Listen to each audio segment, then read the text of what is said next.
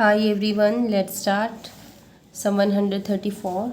If f from R to R such that f1 is equal to 2 and f dash 1 is equal to 6, then limit extends to 0 and this is equal to, ये find करना है हमें.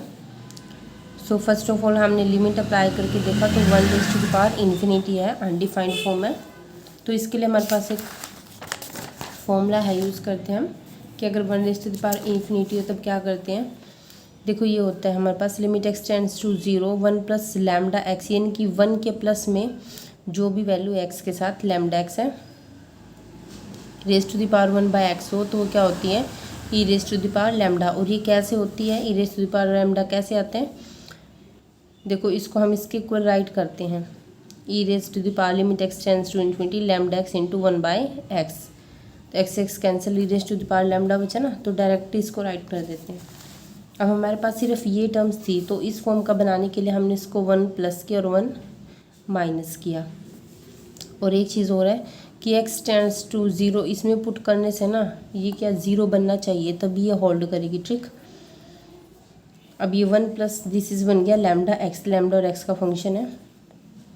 सो किसके equal होगा e raise to the power limit x tends to 0, ठीक है, lambda into x हो गया 1 बाय एक्स हो गया. Lambda x into 1 by x, इनकी जो पावर है मल्टीप्लाई में आ जाएगी.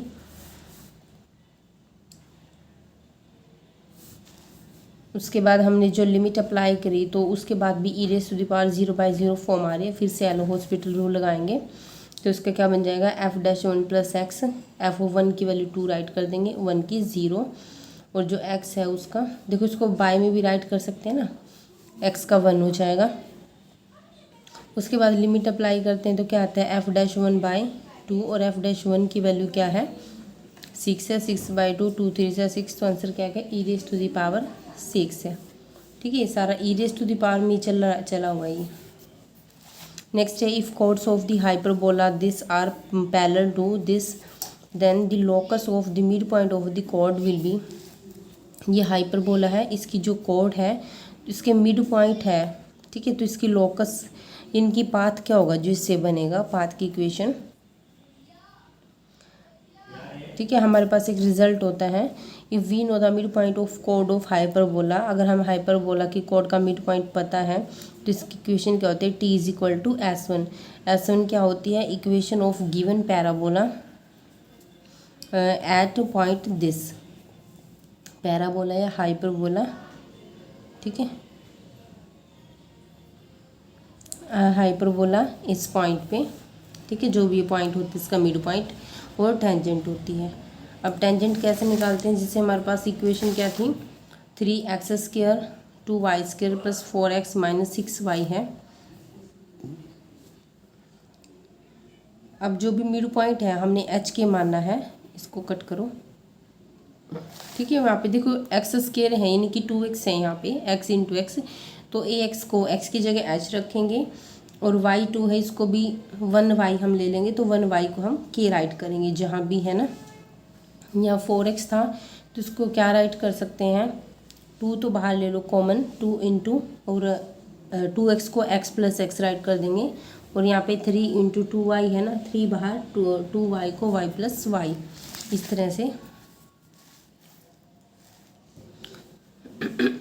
तरह से देखिए जहाँ पर, ठीक है, एक x को हम h पुट करेंगे और एक y को k पुट करेंगे. कर दिया हमने सब जगह, एक x को h एक x को y, और जो इक्वल में S1 होता है वह क्या होता है h और k पॉइंट पर जो हमारी इक्वेशन गिवन है वो होती है. क्लियर है, यहाँ केस के रहेगा. अब देखिए यहाँ से x का कोफिशिएंट x वाले टर्म्स को अलग कर लेंगे, y वाले को अलग कर लेंगे, और जो ये टर्म्स है इसकी हमें नीड नहीं है, ये कांस्टेंट टर्म है.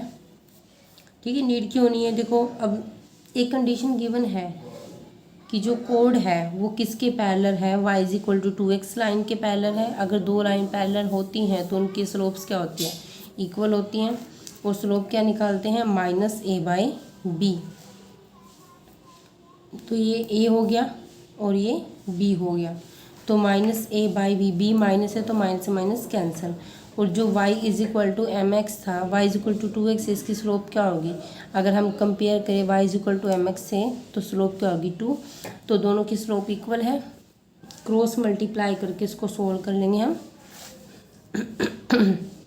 एंड देन लास्ट में h और k को x और y से रिप्लेस कर देंगे। तो ये हमारी रिक्वायर्ड इक्वेशन है लॉकस की। नेक्स्ट है solution of the differential equation this. ठीक है, हमारे पास 3 मेथड होते हैं डिफरेंशियल इक्वेशन को सॉल्व करने के। Method of separation of variable होता है, एक होमोजीनियस डिफरेंशियल इक्वेशन होता है कि उसको किस तरह से सॉल्व करते हैं, एक लीनियर डिफरेंशियल इक्वेशन होता है। इनकी तीनों का अलग अलग मेथड से सॉल्व करते हैं। अब इस इक्वेशन में क्या है, देखो अगर इसको सोल्व करें तो y x plus y square divide by x square, sum of power of x and y is equal to power of denominator, यानी कि डिनोमिनेटर में भी एक्स और वाई की पावर को ऐड करके 2 बन रहा है। और ऊपर भी देखें ना, मतलब जो भी मल्टीप्लाई में है, जिससे मल्टीप्लाई में है वाई की 1 पावर 2 हो गई, यहाँ भी 1 पावर 2 हो गई। जब ऐसे हो ना तो क्या होता है, होमोजीनियस डिफरेंशियल इक्वेशन होता है। तो इसका सोल्यूशन क्या होता है, y is equal to v x है। सो डिफरेंशिएट करेंगे with respect to x d y by d x, v as it is x का 1 and x s t d v by d x है। अब जो ये y की value और d y by d x की value है, जो गिवन डिफरेंशियल इक्वेशन उसमें पुट करेंगे तो d y by d x की वैल्यू तो ये होगी। y की वैल्यू क्या थी हमारे पास, वी एक्स है, एंड x प्लस वाई की वैल्यू फिर से v x divide by x square. अब यहाँ से जो भी कैंसिल आउट हो रहा है उसको कैंसिल आउट कर दीजिए। हमारे पास इक्वेशन बचेगी 2v plus v square plus x into d v by d x.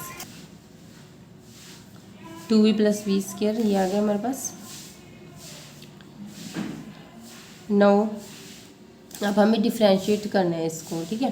तो जो v वाले हैं, v वाले टर्म से उसको v के डी वी के पास नीचे लेके आना है, और अगर डी एक्स को उधर ले जाएंगे तो डी एक्स के नीचे या डी एक्स की साइड क्या एक्स वाली टर्म्स लेनी है हमें। तो ये एक्स इधर आ गया और ये वाले इधर आ गए डिवाइड में, तो ये बन गया, ठीक है। इंटीग्रेशन अप्लाई करेंगे हमारे पास। अब हमारे पास जो ये होता है, ये देखिए वी स्क्वायर प्लस 2v है, v कॉमन लिया हमने तो ये बन गया। इंटीग्रेटिंग बाय पार्ट्स में करते हैं ना हम, सॉरी पार्शियल डिफरेंशियल में करते हैं हम। इसको हम क्या राइट कर सकते हैं, 1/b माइनस 1/b प्लस 2। इसको सोल्व करेंगे तो यही आएगा हमारे पास, ठीक है। और माइनस 1/2 dv। ये जो माइनस 1/2 है ये क्यों आया, क्योंकि इसको सोल्व करेंगे हमारे पास ऊपर क्या आएगा, 2 आएगा। तो उस 2 को ख़त्म करने के लिए डिवाइड में भी तो होना चाहिए ना। इसके देखो 2 से मल्टीप्लाई और 2 से डिवाइड करते हैं अगर हम, 1 मिनट में ये राइट कर ही देती हूँ।